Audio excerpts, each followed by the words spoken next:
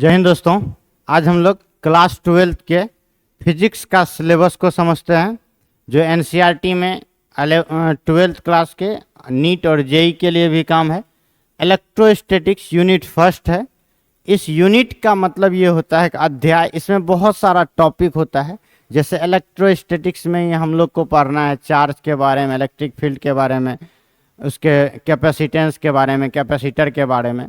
तो electrostatics physics की वह ब्रांच है जिसके अंतर्गत हम लोग स्थिर आवेश और उस स्थिर आवेश के प्रभाव का अध्ययन करते हैं। इसके अंतर्गत हम लोग स्टैटिक चार्ज या रेस्ट चार्ज और उसके इफेक्ट का अध्ययन करते हैं। दूसरा चैप्टर का नाम है करंट इलेक्ट्रिसिटी। करंट इलेक्ट्रिसिटी को हिंदी में बोलते हैं हम धारा विद्युत की। इसके अंतर्गत हम लोग इलेक्ट्रिक करंट या गतिशील आवेश अर्थात विद्युत धारा और उसके प्रभाव का अध्ययन करते हैं। इसके अंतर्गत मुख्य रूप से डीसी करंट का अध्ययन करते हैं। जब आगे जाके पता चलेगा, करंट का मतलब होता है आवेश के लगातार प्रवाह को धारा कहते हैं। यह धारा दो प्रकार के होते हैं, एक होता है एसी और एक होता है डीसी। एसी करंट वह करंट होता है जिसका मान और समय आवर्त रूप से चेंज होता है, जबकि डीसी करंट वह होता है जिसका मान चेंज नहीं होता है। तो हम लोग दूसरे चैप्टर में जो पढ़ेंगे वो पढ़ेंगे हम लोग डीसी के बारे में। तीसरा यूनिट है magnetic effect of electric current and magnetism.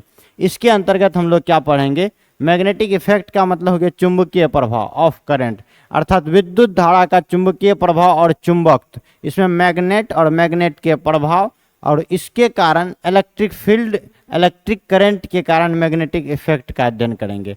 उसके बाद चौथा यूनिट के अंतर्गत है इलेक्ट्रोमैग्नेटिक इंडक्शन अर्थात और एंड अल्टरनेटिंग करंट। इसमें विद्युत चुंबकीय प्रेरण और चुंबकत्व का अध्ययन करेंगे, यानी चुंबकत्व और चुंबक के प्रभाव का अध्ययन करेंगे।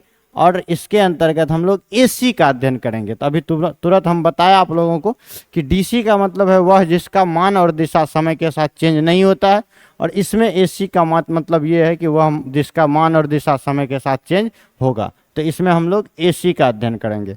इसके बाद है इलेक्ट्रोमैग्नेटिक वेव, विद्युत चुंबकीय तरंग। विद्युत चुंबकीय तरंग वह तरंग होता है जिसके संचरण के लिए किसी माध्यम की आवश्यकता नहीं होती है, वह निर्वात में भी गमन कर सकती है।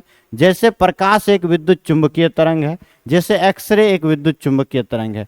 यूनिट 6 के अंतर्गत हम लोग पढ़ेंगे ऑप्टिक्स। ऑप्टिक्स को हिंदी में बोलते हैं प्रकाशिकी।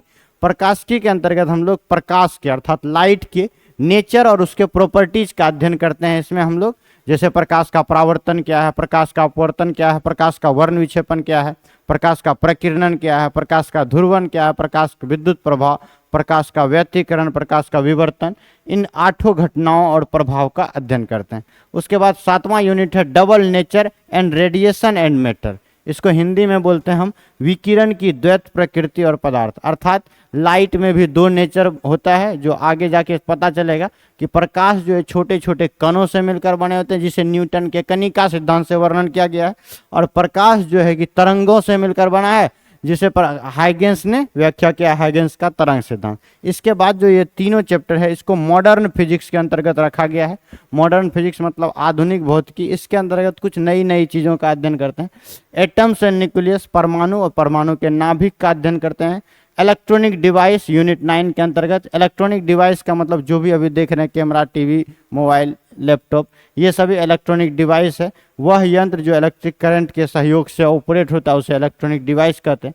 उसके बाद हम लोग पढ़ेंगे कम्युनिकेशन सिस्टम, संचार प्रणाली। संचार प्रणाली का मतलब हो गया सूचनाओं का आदान प्रदान, जैसे फेसबुक, ट्विटर, यूट्यूब, इन सभी चीज़ों का अध्ययन करते हैं हम लोग यूनिट 10 के अंतर्गत। ये हो गया यूनिट 1 से लेकर के यूनिट 10 क्लास 12 का सिलेबस। जय हिंद।